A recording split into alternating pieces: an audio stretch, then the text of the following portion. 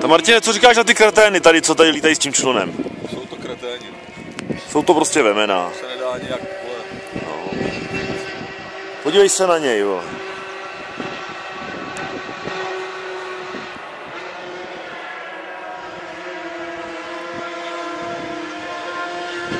Já jsem tam vzal i ten můj člun, aby viděli, že mám rychlejší, víš? No a co říkáš na to vedro, jak musí být i přikrytý kvůli sluníčku, aby ses nespálil, viď? No, je to prostě, tady vemu na naší káru, viď?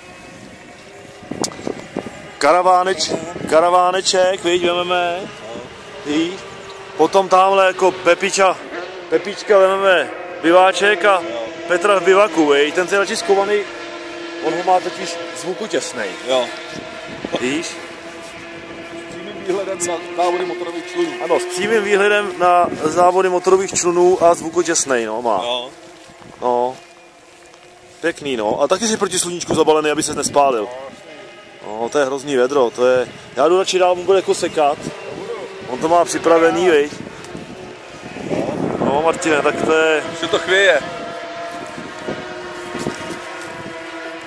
No. Hejter zakuklené jste vlastně tady majitel telefonu a tady toho záznamu. Já nemám nic prostě a... No. Hele. Už se tady něco děje. Ale on tam... Je tam. Já si myslím... Ne, tak to jsme si mysleli, že? Já si nevím, jestli nemám vzít podběrák. Jo. Víš, jestli... Ale to dotoč do konce, protože to bude fakt macek, ale... Podívej. Já jsem chytil 4 červy, vole. Jo, ty jsou krásný. Takový vypasený. No. Takže takhle... Než to jsou si umět. Takhle si tady žijeme a tamhle prostě to teda chytneme. Jo.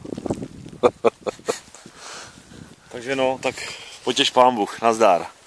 Zatím.